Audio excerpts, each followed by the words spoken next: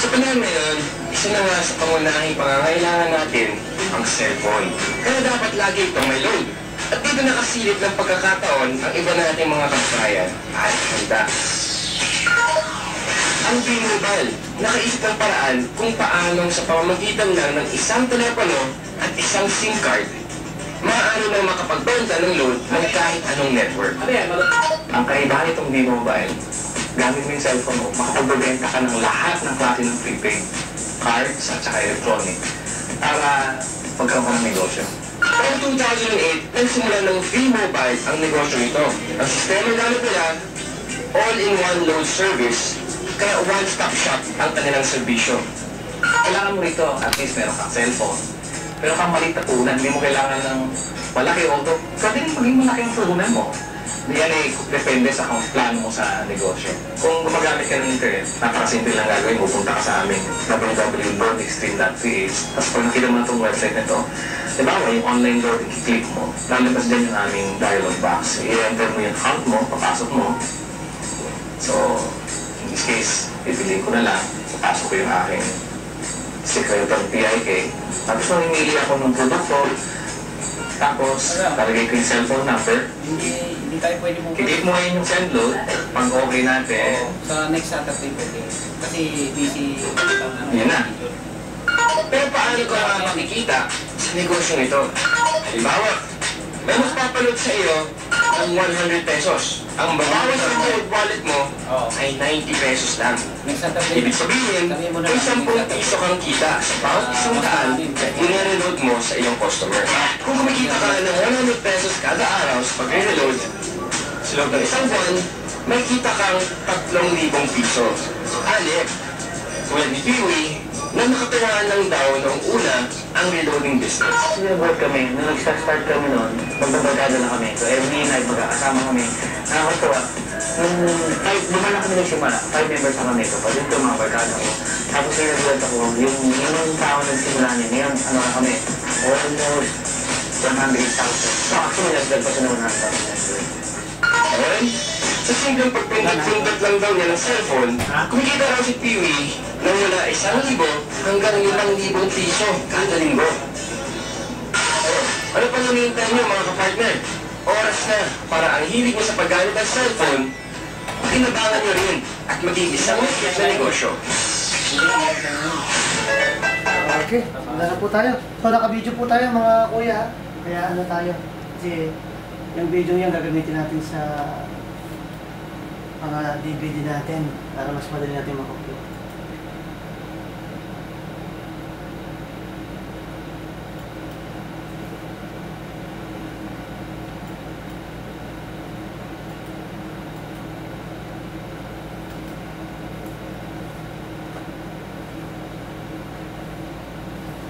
Nakita mo dito Huwag mo reflection mo dyan. Play mo na ako. Kita partner ha? Oo. So magandang gabi po. Mga kuya, ako po si Edmond Tunido, nagtatrabaho po sa Saudi Oil bilang isang accountant and at the same time po, dealer po ng B-Mobile. So sa gabing ito, ating pag-uusapan ng isang bagay po na pwedeng ikagaan po ng ating buhay. B-Mobile. Okay?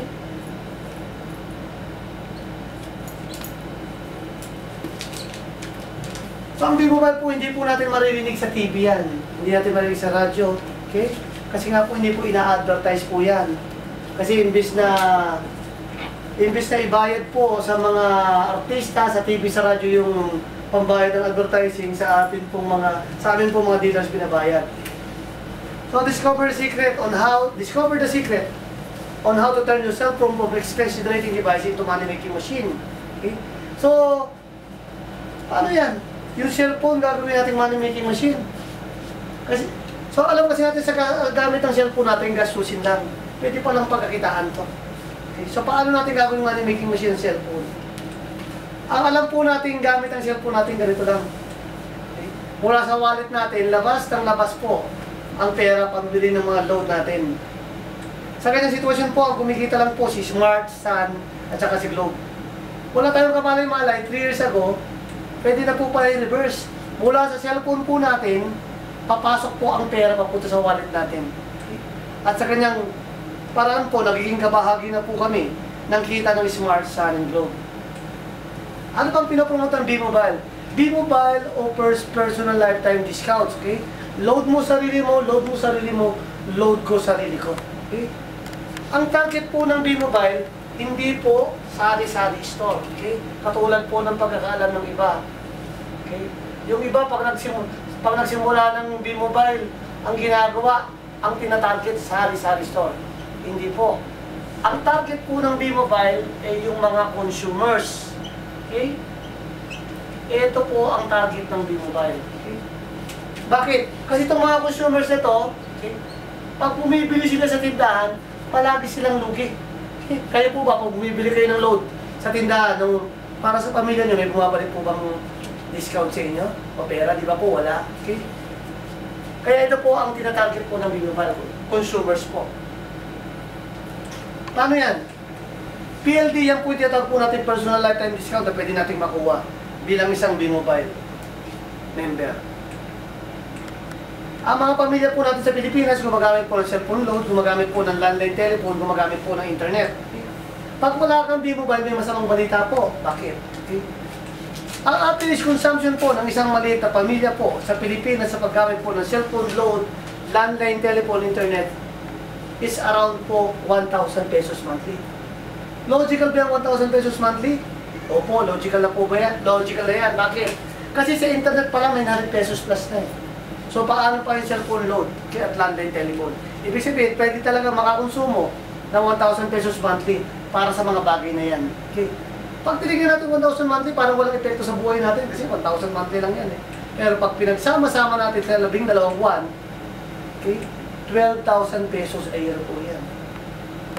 At pag wala kang B-Mobile, ito ang masamang balita. 0% discount ka. 0 savings ka, lugi ka. Okay? Well, pag B-Mobile ka, may maganda kami balita po. Okay? Bakit? Okay. Nagastos ka rin ng almost 12,000 a year, kaso hindi ka bokeh sa discount. Meron kang 8 to 14% discount or average 10% discount a year po which in this case 10% po ng 12,000 a year, meron ka sanang natitipid na 1,200 pesos kada taon kung ikaw ay may B-Mobile. Ang tanong, yung 1,200 pesos na yan, maliit ba yan o malaki? Pag tinignan po natin, parang maliit lang, no? Kasi 1,200 pesos, lalong-lalo na kung Saudi boy, Saudi girl po tayo. Okay? Pero subukan mo magbakasyon sa Pilipinas, ilaglag mo yung 100 pesos, pupulutin mo o hindi? Pupulutin mo yan. O dito sa Saudi Arabia, ilaglag mo yung 100 reals, pupulutin mo yan o hindi? Mas lalo mong pupulutin yan. So kung yung 100 pesos, 100 reals pinupulot mo, mas lalo na itong 1,200 pesos. Mas malaki po yan sa 100 pesos. Mas malaki po yan sa 1,000, sa 100 reals. Okay? Assumption pa lang natin gamit ng pamilya mo, 1,000 pesos monthly. Eh paano kung ang gamit niya 2,000 pesos monthly para sa cellphone load, landline, telephone, internet? Ibig sabihin nawawala siya 2,400 pesos yearly. At kung 3,000 pesos monthly ang ginagamit ng pamilya mo para dito, ang nawawala sa pamilya mo 3,600 pesos yearly savings. Ilang sako ng bigas ng 3,600? Dalawa hanggang 3 sakong bigas. Depende sa klase ng bigas. Dalawa hanggang 3 sako ng bigas nawawala sa pamilya mo taon-taon. Okay? Na wala tayong kamalay-malay dahil wala tayong B-Mobile. Samantalang dito sa abroad, sa Saudi Arabia, pag nagugas tayo ng bigas, paano ba? Pagkalagay ng tubig, inugasan, ganun ba pagtapon ng bigas? Di ba hindi po? Unti-unti natin tinatapon yung tubig na yung isang buto ng bigas, huwag malaglag doon, sinasala natin ang palad natin. Isang butil ng bigas, iniingatan natin, samantalang 2 at 3 sakong bigas, nawawala sa atin na wala tayong kamalay-malay. Assumption pa lang natin, gamit pa lang ng pamilya mo yan. Paano kung yung mga kapitbahay mo, kamag-anak mo, kakilala nila sa'yo bibili? Ibig sabihin, hindi lang pwedeng makatipid ka dyan. Pwede mo pang pagkakitaan tulad po namin. Okay? Pag wala kang B-Mobile, ang tawag sa'yo regular consumer. Regular consumer, ibig sabihin, load ka ng iba. Nagpapaload ka sa sari-sari store. Kaya nga ikaw ay walang discount. Lugi ka. Okay? Hindi ka tulad pag B-Mobile ka, meron po kami 3 ini-introduce. Okay? Na pwedeng magpagaan ng buhay natin. Paano? Pag B-Mobile ka, pwede kang wise consumer. Pag wise consumer ka, load mo sarili mo. Hindi ka na pa-load sa iba. Kasi nga wala kang Pakinabang dyan eh, ikaw ang mag-load sa sarili mo, kaya ka nakakatipid. Pangalawa, sa B-Mobile po, pwede kang retailer. Pag retailer ka, load mo sarili mo, at load mo yung iba na ayaw mag-B-Mobile. Siyempre, hindi naman lahat mag-B-Mobile. Parang sa pagyaman niya, lahat ng tao may kakayang yumaman, pero hindi lahat ng tao yayaman. Kasi may pipili na maging mahirap. Lahat ng tao may kakayahan maging bossing. Pero hindi lahat ng tao magiging bossing. Bakit? May pipili na manatiling empleyado. Ganun din po sa B-Mobile. Lahat ng tao may kakayahan mag-B-Mobile, pero hindi lahat ng tao mag-B-Mobile. Pag niloadan mo yung sarili mo, meron kang natitipid. Pag niloadan mo yung iba, tayo mag-B-Mobile, meron kang retail profits. Okay? At yung pangatlo po na highly endorsed namin, highly recommended, pag B-Mobile ka, pwede kang dealer. Pag dealer ka, load mo sarili mo, load mo yung iba na ayaw mag-B-Mobile at endorser ka. Ano ba yung endorser na yan? Okay? Endorser, ibig sabihin yan, ikaw ang Aga Mulak, Pacquiao, Sharon Cuneta dito. Bakit? Kasi nga po, ang B-Mobile hindi po nag-a-advertise sa TV, sa radyo, o nagbabayad ng artista. Okay? Yung napanood yung kanina sa GMA 700 Buhay, naimbitahan lang po sila doon. Libre po yun. In-invite lang po sila para may picture po sila bilang success company. Kasi ka-third year anniversary po ng B-Mobile. Okay? So hindi po nag-a-advertise po ang B-Mobile sa TV at sa radyo. Kasi po kami po ang nag-a-advertise sa kanila by word of mouth. Okay? So pag niloadan mo sarili mo, meron kang natitipid. Pag niloadan mo yung iba na ayaw mag-B-Mobile, meron kang retail profits. At pag endorser ka, meron kang money-making machine. Okay? Ano yung money-making machine na yan? Yan po yung tinatawag po natin na passive income. Parang apartment rental, buwan-buwan dumarating po yung rental income. Okay? Hindi po yan katulad po ng trabaho po natin. Ang tawag po sa income sa trabaho natin, active income. Habang nagtatrabaho tayo, kumikita tayo. Pero pag tumigil po tayo ng trabaho, nagretiro tayo, namatay po tayo, tigil income na po. Bakit? Active income yun eh. Hindi katulad po ng B-Mobile. Trabahuin mo lang po ito ng 3 buwan, 6 na buwan, 1 taon, pinakamatagal na po yun. Yung kita mo, dire-diretso na po yan. Ito po yung pagkakataon kung saan pagising mo, excited kang gumising. Bakit? Gusto mong makita kung magkano yung pumasok sa account mo. Okay? Katulad po nito, yun po natin.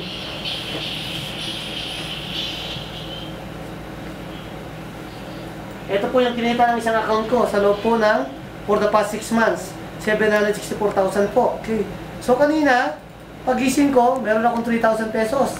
Kahapon, meron akong 2,000. Okay? Nung isang araw, meron akong 4,500. Nung nakaraang araw naman, meron akong 11,000. Nung isang araw, 4,500. Nung isang araw, another 4,500. Okay? Nung isang araw, another 4,500. Okay? Nung isang araw, 24,000 plus. Okay? So, ganun po ang kitaan po dito sa B-Mobile. Pagka naalagaan mo na po yung grupo mo, Sarap niya gan. dire-diretso na po ang kita mo. Sabi nga ni partner, masarap. Opo, talagang masarap po. Okay? Kasi nakakabayad ka ng utang mo, yung mga pangangailangan ng pamilya mo, lalo mo nang natutugunan ng maayos. Hindi katulad doon, talagang ang higpit-higpit siyang pagka sahuran na yung sahod mo kulang pa pambayad ng utang po. Lalong-lalo na pag may mga emergency. Okay? So yan po tinatawag po natin na money-making machine. Sino ba ang kumand ng B-Mobile? Ang B-Mobile Technologies po, tinatag po ng April 29, 2008. Pag-aari po yan ng Penta Capital Investment Corporation. Okay. Ito po ang Certificate of Incorporation, katunayan po na legal na korporasyon si B-Mobile sa ating bansang Pilipinas. Ayan naman po ang registration po niya sa Department of Trade and Industry. Ayan po ang Certificate of Business Registration. Okay. So pwede po natin tingnan sa website o pwede po nating pabisita sa Pilipinas po, sa opisina. Okay. Ang tanong, big time company pa si B-Mobile? Si B-Mobile po ay pag-aari po ng Penta Capital Investment Corporation. Isang financing company, Kwase Bank na tinatag noong April 20, tinatag po noong April 1957. Pagkatong Manila Water, Cebu Pacific, Metro Rail, okay? Shell, Petron, KFC, 7-Eleven, Alaska, ABCBN, San Miguel, SM Prime, JG Summit, at karamihan po ng kasama po sa top 100 corporations. Pag yan pong mga yan ay nangangailangan po ng loan, gusto lang mag-secure ng loan, tatakbo po yan kay Penta Capital Investment Corporation. So kung yung mga giant corporations na yan, nagtitiwala kay Penta Capital, paano pa po tayo? Okay? At kung yung mautangin ng mga giant corporation na yan, ay napakalaki at hindi kaya po ni Penta Capital, si Penta Capital po, tatakbo po sa ibang bansa para po mag-secure ng loan para sa kanila. So kung yung mga World Financing Organization nagtitiwala po kay Penta Capital, paano pa po tayo? Okay? Pati MRT, natulungan po yan ng Penta Capital sa pag-secure ng loan. Tignan nyo lang po kung gaano kalaki po yan. Okay? So yan po ang kumpanya po ng B-Mobile, na siyang pag-aari po ng Penta Capital. Ano pwedeng gawin natin sa 4,000 pesos? Pwede natin ibili ng mga bagay na ito. Okay? Pwede natin ikasiya. Pero kung kikita po tayo po ang makakasagot niyan. Because at almost the same amount of 4,000 pesos, which is 3,988 pesos, pwede ka pong kumita ng 900,000 pesos monthly. 3,988 ko, kikita ng 900,000 monthly para nakakaduda.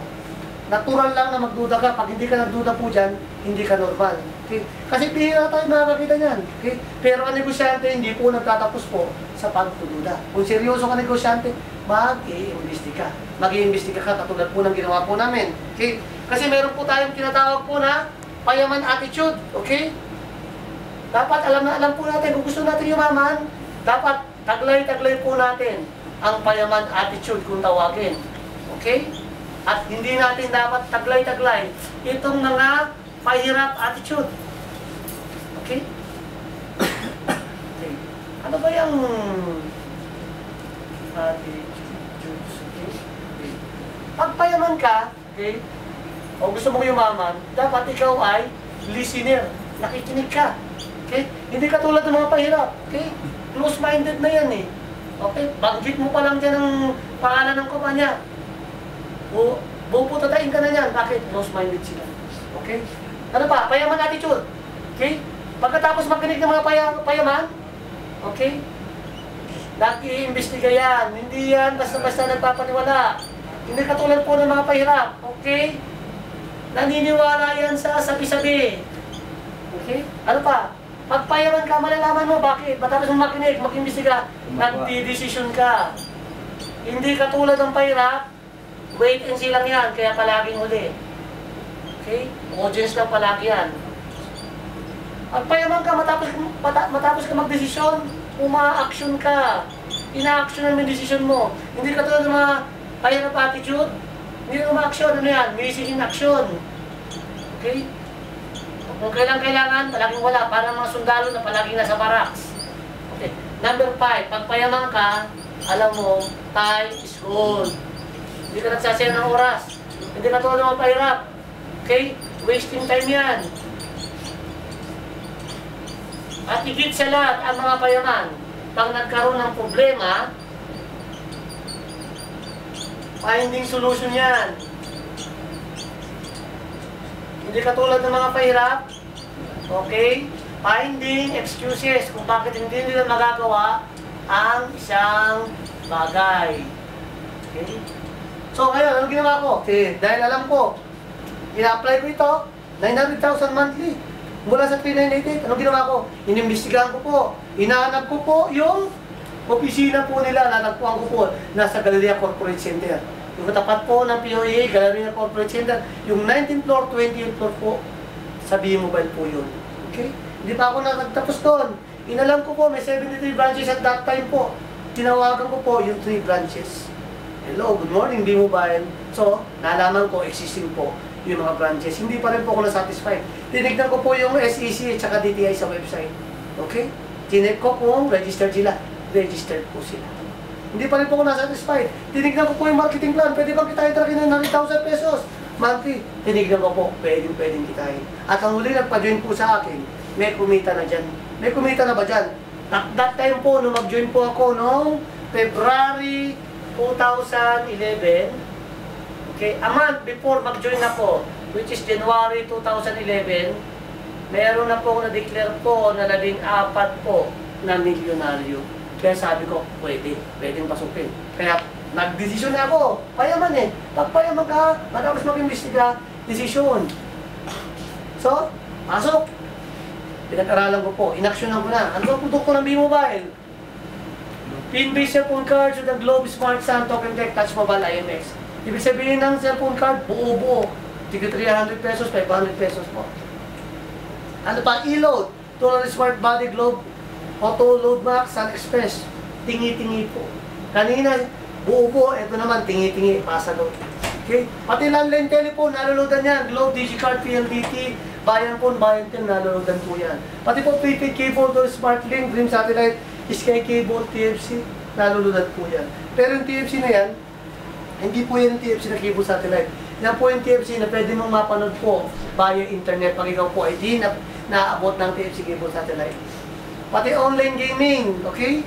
Na mga yan po, mga paborito ng bata, naluludan po yan. Pati mga online cards, pati mga lalo itong mga internet, blast, PLDT Vibe, mga smart bro, naluludan din po yan. So, saan katutak po na produkto kung saan pwede ka makakuha po ng discount? Pwede mong loadan yan gamit ang isang cellphone, isang SIM card. At meron ka pong alternative, pwede ka pong gumamit ng internet. So, ano pinagkaibang traditional loading? Sabi mo may loading. Traditional loading, ang mahal po ng puhunan yan. Hindi lang po sa mahal ng puhunan, okay? Mapusisi pa, bakit? Okay. Pagka kailangan mo ng, kunyari, globe na loading station, kailangan mo ng isang cellphone, isang SIM card, isang load wallet. So, kung dalawang network ka, Globe Smart, kakailanganin mo na dalawang sets nito. Kung tatlong network ka, Globe Smart yan, tatlong sets nito ang kailangan mo. Ang dami mong hawak. Okay? Bukod sa mahal pa. Hindi katulad po sa retailer card po ng B-Mobile, okay? Sa halagang 250 pesos. Okay? Gamit-gamit ang isang cellphone, isang SIM card, isang load wallet, pwede mo nang transferan lahat. Okay? Maganda sana. Okay? Kasi nga gamit. Sa murang talaga, 250 pesos. Okay? Maluludan mo na lahat ng network. Ang problema po, mabagal po ang kita. Bakit? Kailan po? Mabagal po ang kita. Ito bakit? Bakit mabagal ang kita? Ito lang po kasi yan eh.